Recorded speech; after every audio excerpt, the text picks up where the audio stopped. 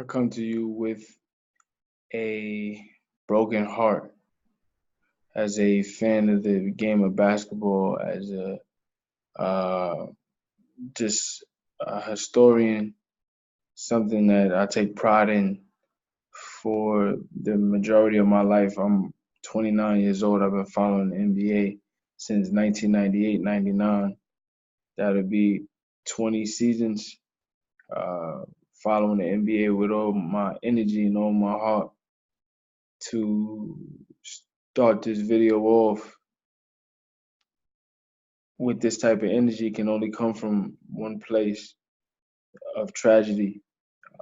Losing the likes of a Kobe Bryant in the fashion that he was lost, and just everyone affected. There were 9 people total who perished in this helicopter crash yesterday morning. To experience this level of loss as an NBA fan, as a fan of the game, and just as a human, the human element of it, him also losing a 13-year-old daughter, her having teammate, her having a teammate on the plane and their parent, and another coach as well, uh, and a pilot, and just everything that came out of it is very, very hard. I know that I haven't posted videos in a while to my YouTube channel, and a lot of that had to do with just being busy for a little bit and really, locking in on broadcasting and being a play-by-play announcer, different things of that nature, life. But I feel like I had to do this video as a as a coping mechanism to deal with the pain because to be quite honest with you, I grew up hating Kobe Bryant. I grew up with a pure disdain for Kobe Bryant because his team always won and my team didn't. I grew up a Sixers fan. My favorite player was Allen Iverson. So that rivalry from a very young age meant everything to me. And while I didn't like Kobe Bryant at all, while I didn't like his team, the presence of Kobe Bryant was necessary for me and my passion for the game.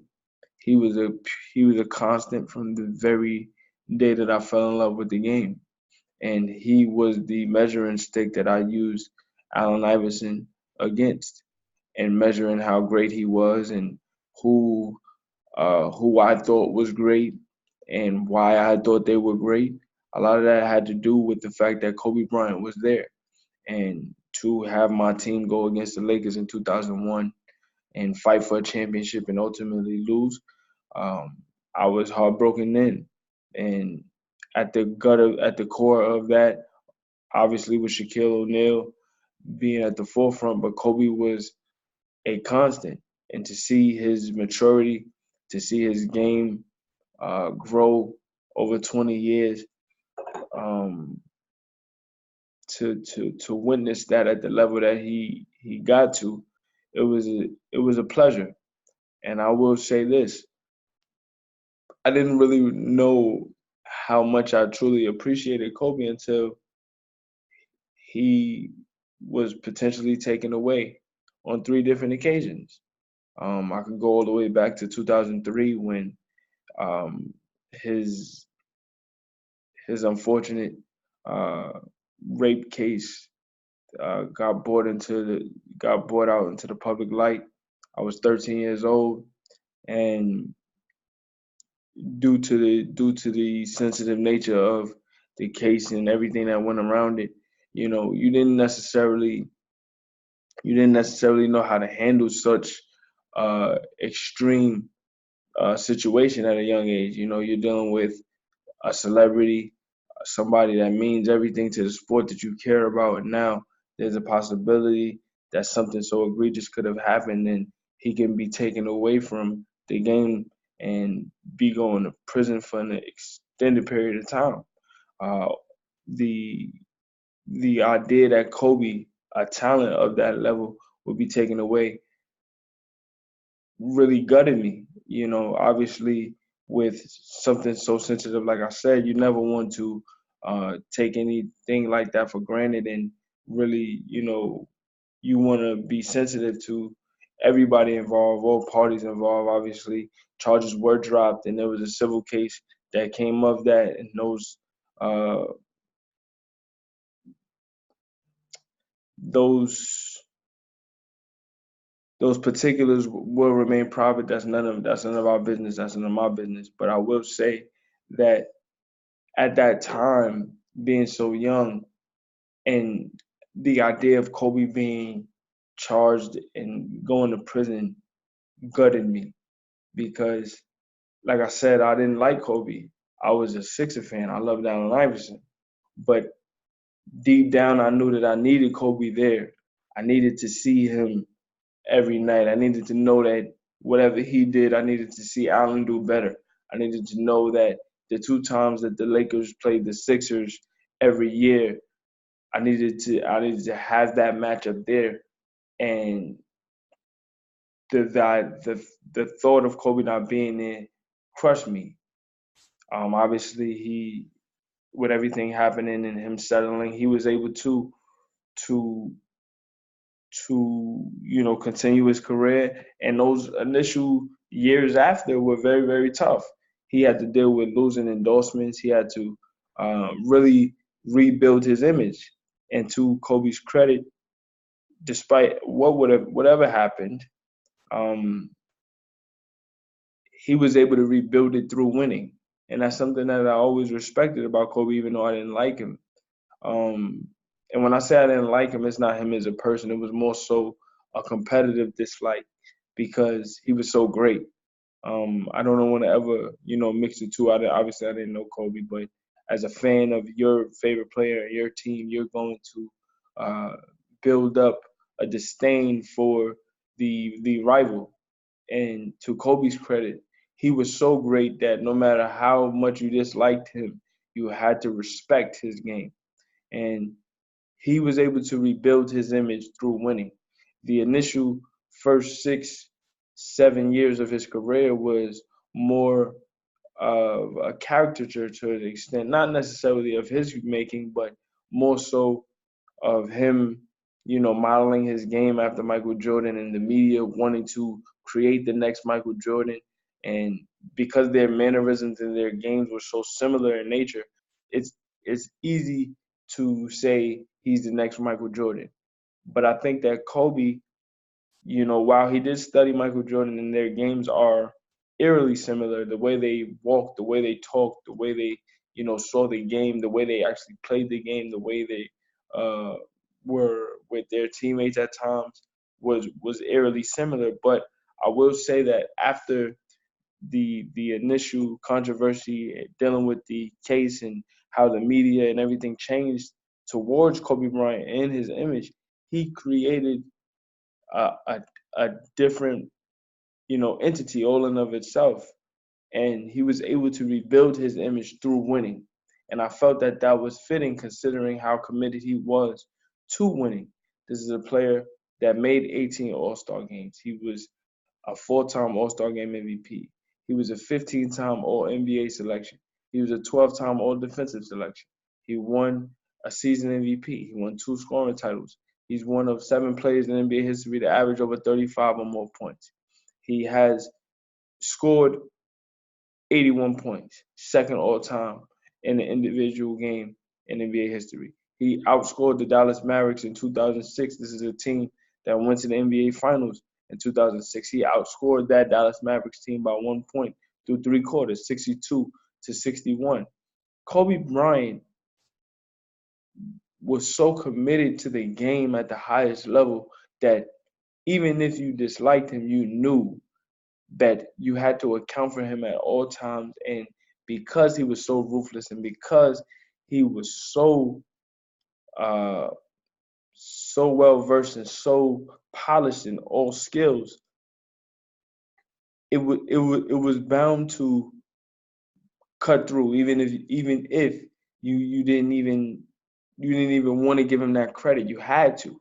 And I felt like, especially in 2003, after that whole situation happened, with his case in Denver, Colorado, to to to rise above that after having so much success through your initial 7 years, being a three-time champion, uh, putting yourself in position to be considered a top five player year in and year out.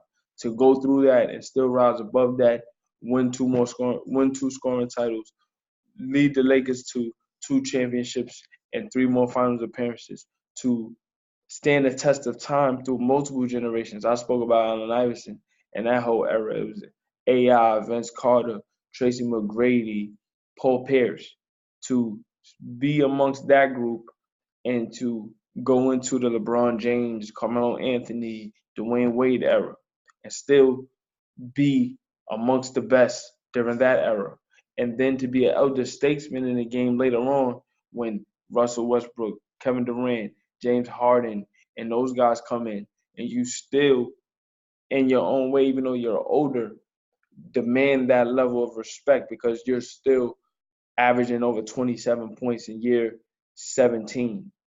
To play at that level for as long as you did, you had to respect Bean. And for me, while 2003 was one time where I had to deal with the idea of Kobe not being around for the game.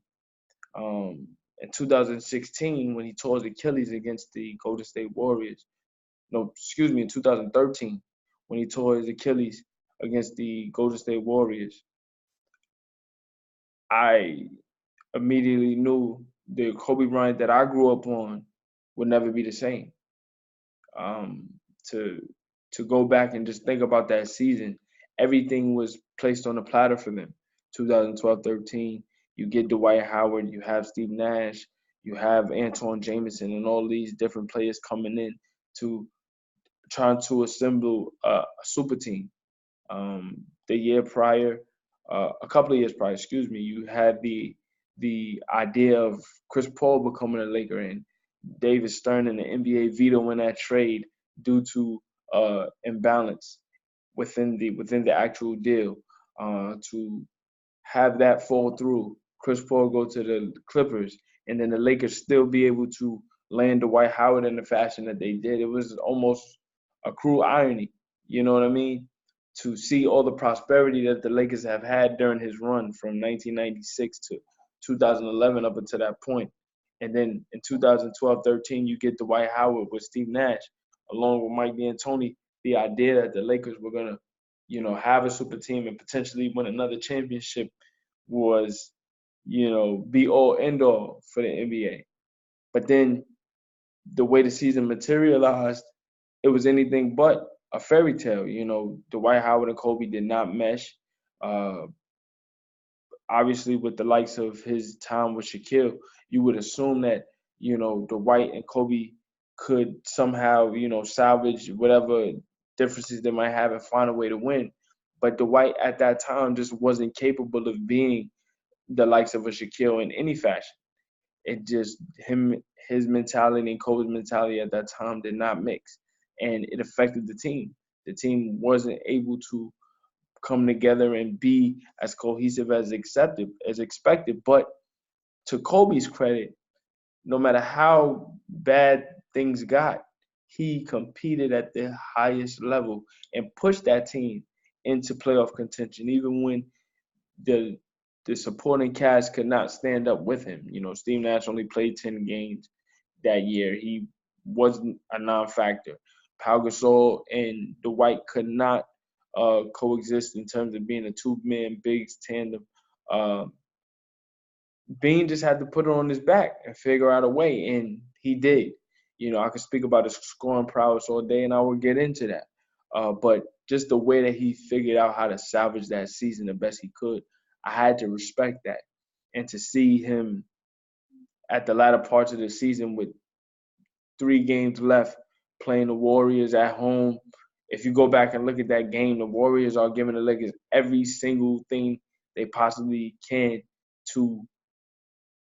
to figure out how to beat this team. This is an up and coming Warriors team: Steph Curry, Klay Thompson, Harrison Barnes, and Kobe's just putting the game on his back. The the offense is in a drought. Kobe goes on those notorious scoring binges that he has to go on to not only keep the Lakers in the game, but try to steal the game and win the game. And Kobe goes down with an Achilles injury. And in that moment, I knew he would never be the same. I knew he couldn't come back the same because of the amount of wear and tear he had on his body to that point and just the age. As far as I'm concerned, there's been no player that I've seen come back from an Achilles injury and be elite. You know, I could go back in terms of reference point and look at Dominique Wilkins. Dominique Wilkins was able to come back and average over 29 points after an Achilles injury. But other than that, there's been no player that I've seen have an Achilles injury, especially at that point in their career, and come back and be dominant. Now, if anybody was going to do it, it would be Kobe Bryant because his mentality and his commitment to being the best, his commitment to overcoming challenges is just that. It's just that. Uh, it's just that great. You know, I could use a different word. I could use a different superlative, but Bean was just that committed.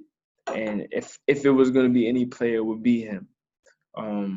Unfortunately, his body just could not get back to the level that it once was, and it was understandable. But the next 3 years that we saw was a shell of Kobe Bryant. He spent all of his off seasons trying to get back. He would get back to break a kneecap. He would get back, mess up a shoulder.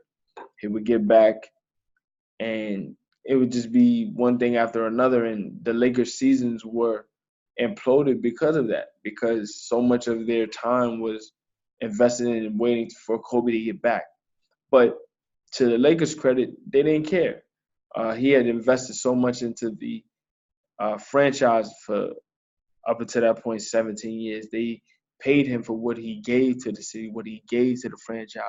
And to be a pillar of so many different generations of the Lakers, to be a bridge and a transition from Magic Johnson into the Kobe Shaq era, to be someone who had to overcome the breakup of Kobe and Shaq and be the brunt of the breakup, deservedly so to some degree. Uh, and in a lot of respects, Shaq played a part, and then Phil played a part in it as well. Everybody did. Dynasties don't end well. That's just the way it goes. But to be able to be a bridge and from that generation to another, and to create his own identity with a different squad. Phil Jackson came back around and they were able to build a different team, but still have core principles from those previous teams with Shaquille. You still had Derek Fisher. Phil was there, but you have a different DNA. You have a different uh, you have a different outcome with the same DNA being Kobe Bryant. To be able to put that together, the Lakers as a franchise paid him back for that. And he was able to reap the rewards for that, despite not being the Kobe Bryant that we all knew in terms of on court. But his challenge was to overcome and come back from this Achilles injury. It wasn't necessarily to be elite. It was just to make sure that he could finish.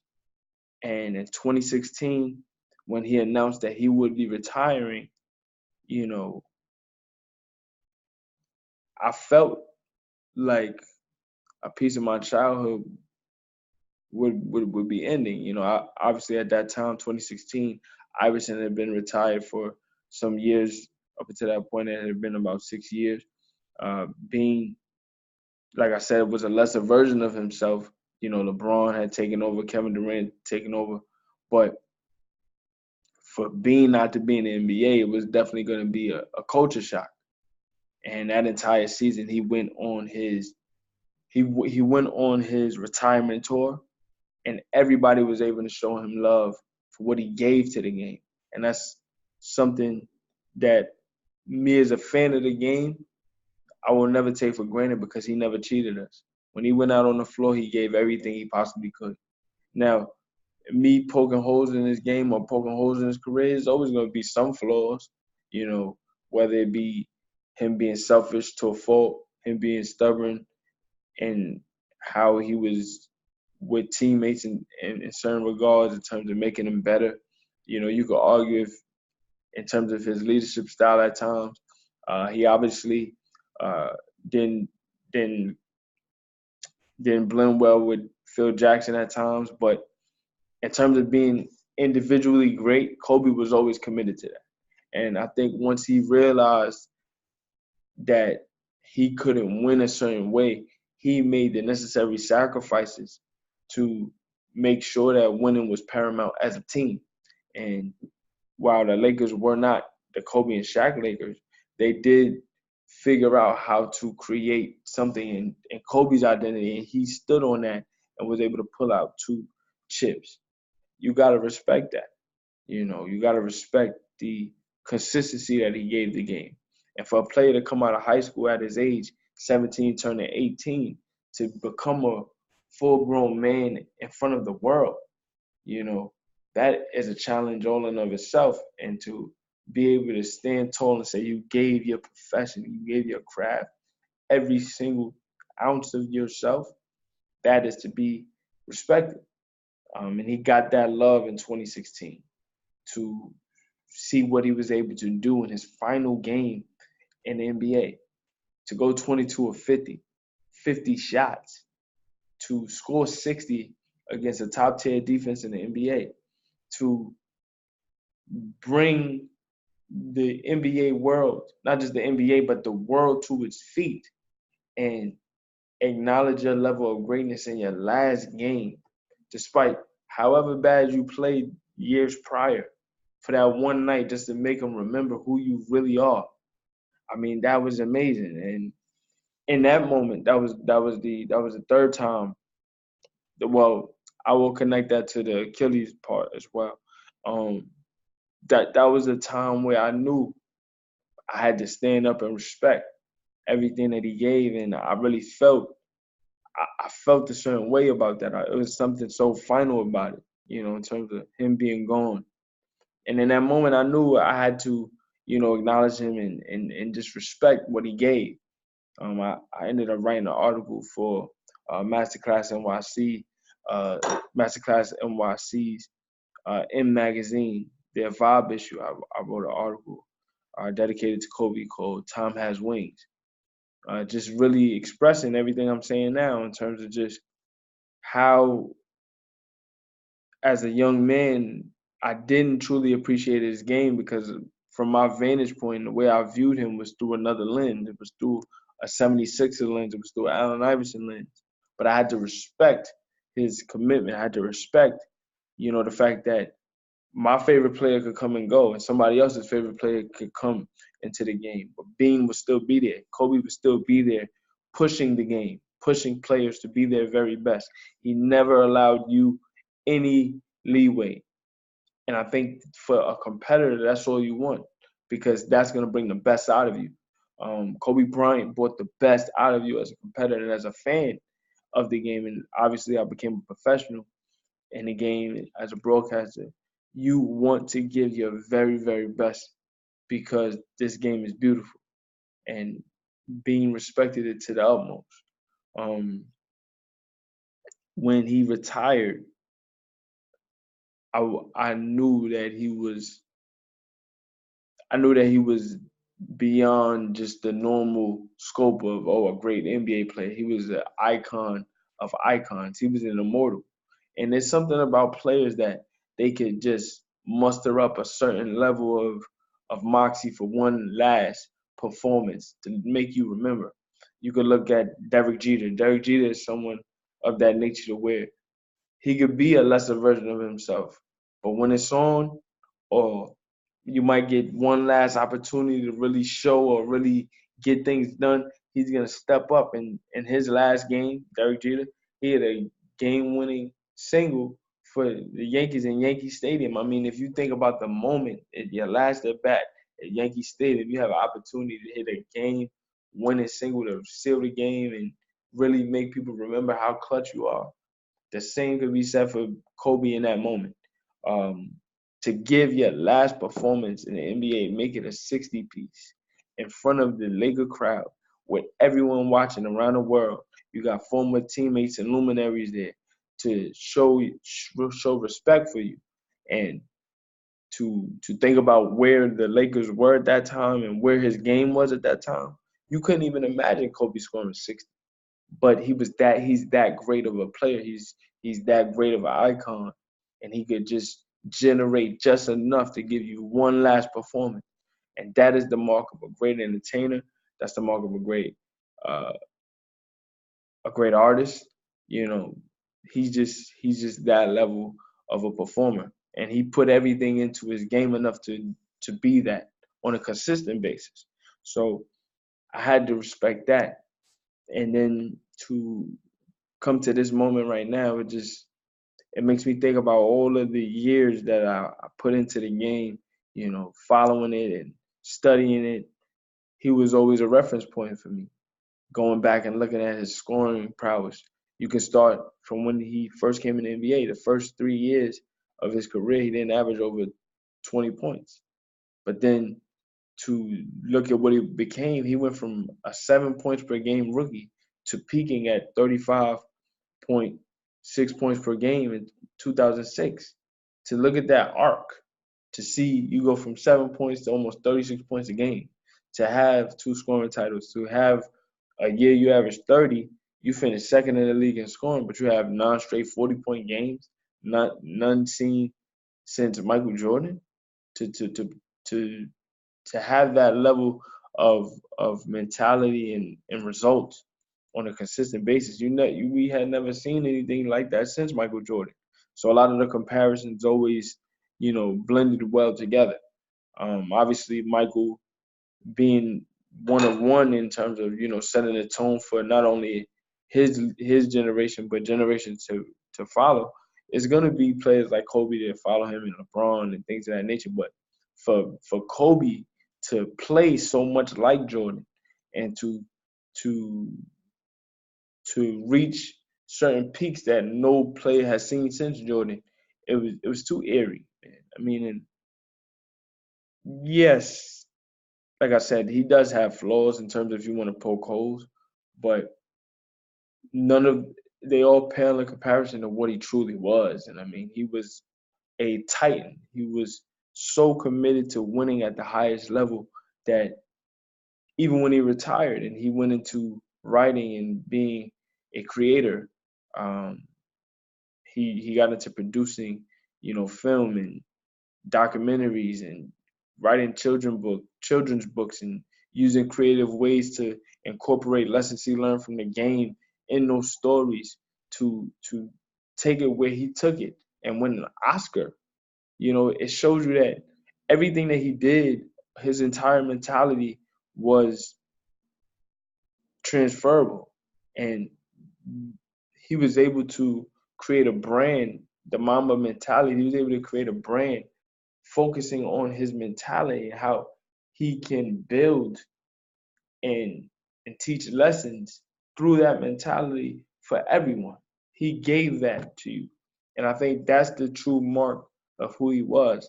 His discipline, his commitment is something that's gonna be passed down for years to come. Um, as a fan of the game and as someone that is devoted to the game, you can only respect and appreciate a player like Kobe because he is going to be the testimony. He's going to be the barometer that you measure every player after. And obviously, the city of Los Angeles, the Laker franchise is feeling it at an extreme level. But at the same time, I would say that we all are feeling it, and we have to heal together as a basketball community, not just the NBA, but a basketball community, a community at large beyond. Because, like I said, he impacted so many different avenues of people. Just to look at him as a measure of success and how you commit to a craft all the way through, no matter what. And I think for Kobe, especially if you look at his career trajectory, to come in with the blue chipper type of with the blue chipper type of acclaim, to be a high school phenom coming in the NBA in 1996. You had just had Kevin Garnett coming out of high school. So to have that level of acclaim coming out so early, there was a lot of expectations, and he had to really grow into his spot in the league. He had to earn it, coming off the bench the first couple of years, then earning an all-star spot very young, the youngest all-star at the time, to go against the likes of, Michael Jordan and try to prove himself. Obviously, he wasn't quite ready, but he wasn't scared of the challenge. He wanted to be the best, and he committed to being the best all the way through, to develop his game and become a champion very, very young. You take for granted being a three-time champion by the age of 23. And then for everything to break up the way that it did with him and Shaquille and Phil, and just him taking the brunt of the reason why it broke up, and then having to own that, and then whether rightfully so or not, having owned that, going through a controversial experience that will be life altering, to overcome that, experience that, overcome it, and become a champion again, to shift people's initial vile and vigor towards you to, wow, he's still standing. That shows you that anything is possible. Everybody is going to go through trials and tribulations, and you have to, you got to own up to it. Obviously with his situation, a lesser person would, run and hide, but he used something that he loved as a vehicle and as a vessel to express and give everything, to the point where, for, I'll be able to be shielded through the game, and I'll be able to respond through my work. And that's what you want to do as an artist. You want to be able to take all your emotions, everything you're dealing with, and find a way to cope with it, and to use your craft as a means to express yourself. And I feel like he did that at a high level. Not only doing that, but he was able to win at a high level, so much so that you couldn't deny it. And for me, I have the utmost respect for a player of his caliber, and to see what he did post retirement. I mentioned his exploits as a writer and as a creator, but look what he was doing for women's basketball. He was able to use his daughter's career and upcoming career as a means to give back to women's basketball, and to look at that arc and everything he experienced. I mentioned the sexual assault allegation in 2003. To change that narrative about him through women's sports is, somebody might look at that as controversial, but for me, I look at that as a means to say, well, anything can happen. Like, look at what he was able to do. Now his daughter, uh, unfortunately, being 13 years old, she passed away in this unfortunate tragedy.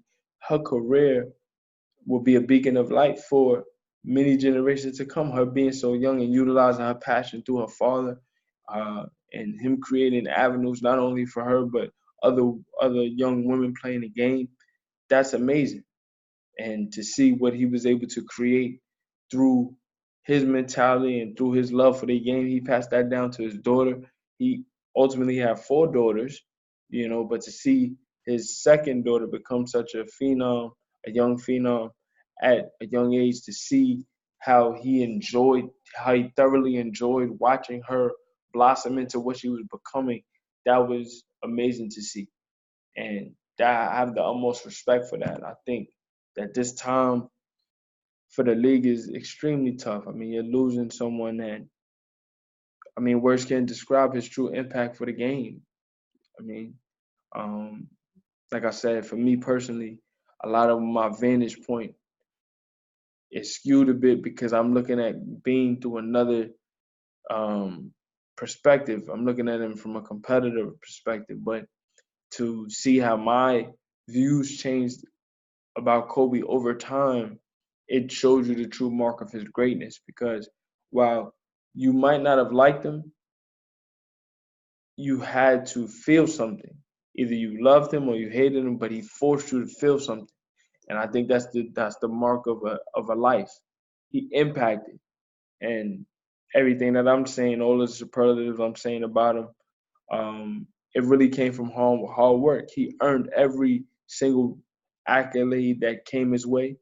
He worked tirelessly to win at the highest level, and for him to receive his flowers while he was still here shows you the level of performer he was. And I go back to Saturday night when LeBron James, for a long time a formidable foe of LeBron, I mean of Kobe, not in a negative way, but more so just a healthy rivalry. To see those guys fight for the number one spot for so many years, and then for him to, ultimately become a Laker and they come full circle. Obviously, they connected through battles, but also coming out of high school together, and then not together, but both having that experience of coming out of high school and having to be the face of a league at some point, to experience that, and then to see LeBron become a Laker and pass Kobe Bryant in Philadelphia on Saturday night, to eclipse Kobe as third all-time leading scorer. Uh, that time was a time for the entire world, and especially in the basketball community, to truly appreciate Kobe. And all the weeks leading up to it, to think about it, and him scoring 81 a couple of days earlier, years years prior, January 22nd, 2006, to relive all of those memories, and then to have LeBron pass him in Philadelphia, a hometown of Philadelphia, and then for LeBron to just basically go through all of his experience, his key moments with Kobe from 16 years old to now on a Saturday, and then Sunday morning he passed away. It's unbelievable. But what I will say is, at this time, to be 41 years old and pass away, to have your daughter pass away at 13, to have a teammate and a parents pass so tragically, um, you only you only think about how valuable life is and how important time is. You can't take it for granted. You never know. You never ever know. And I think that because Kobe gave everything he had to the game, because he always was committed to being the best at whatever it is he was doing, he didn't waste any days. He was 41 years old when he passed, but he gave everything he could, and he became great at everything he did. Um, and that is a true testament to his work ethic and what he was really about as an individual. And I think his testimony as a person is something that can be applied to anything. If you want to be great at something, you have to give your absolute all the time. You have to be committed to being the best at all times. And everything that he gave, especially in post career, he was so willing to teach. He was so willing to, you know, impart those jewels and give those lessons, whether it be his Muse documentary or his children's books. He was always dropping those gems about being committed and maximizing yourself. And he used lessons from the game to teach those lessons. And to see his transition, it was so seamless. It was only that way because he knew he left everything on the court. And I think as an individual, you should give everything, give your absolute everything, so that when you move into the next avenue of your life, whenever that is, or however that is, you know that you left it all on the floor for whoever to learn from. And Kobe definitely did that. So for me, as a broadcaster, as a writer, as an overall journalist, covering the game, whether it be high school, college, and and my viewpoint, when I get to the pro level, Kobe's testimony will walk with me, and I think that his testimony should walk with anybody, not just if you love the game, but just if you want to be great at something. Kobe's testimony, all of his ups and downs, his arcs, his peaks and valleys, however you want to say it, everything that he did, he overcame for the sake of greatness, and you can learn from that. Also, you can learn that time is of the essence, and you got to make sure you maximize it all because you never know when it's over. You use those same parallels to a career, and how, especially as an athlete, you got a short window. You got to maximize it because you never know when it's over. While you use that while you use those parallels for a professional career, you use that for life as well. 41 years young, gone too soon. He leaves behind three beautiful girls and a wife, uh, multiple families lost, uh, mother, part of your multiple families lost children and fathers as well. So you don't want to, diminish their lives. Their lives are a part of this senseless tragedy as well. But at the same time, you want to look at this experience and say, we can learn from this. I think that the Most High God uses circumstances and tragedies to teach us lessons. And this is something that, wow, it's a hard pill to swallow. We can take and learn from and appreciate. Even in death, you can be respected and honored in a way that your life can mean something. So while we don't know when we're all gonna go, we have to utilize it to the best of our ability this time. I think Kobe Bryant definitely did that. So much respect to the Mamba, much respect to the Mamba, much respect to the Mamba. I'm Isaiah Rhodes. This is my YouTube channel, Ask Isaiah. I'm going to be coming with much more content consistently going forward, especially after the Super Bowl when the NBA season kicks into full gear, especially going down the stretch to the playoffs. I want to thank everybody that's kicked in and viewed, and that will continue to view. Click like and subscribe, leave comments, whatever you want to do. But whatever experiences you might have in terms of just following Kobe and the experiences he made you feel over his 20-year career and even after, feel free to leave a comment or anything you want to. Once again, you can check out my article in regards to Kobe's retirement back in 2016.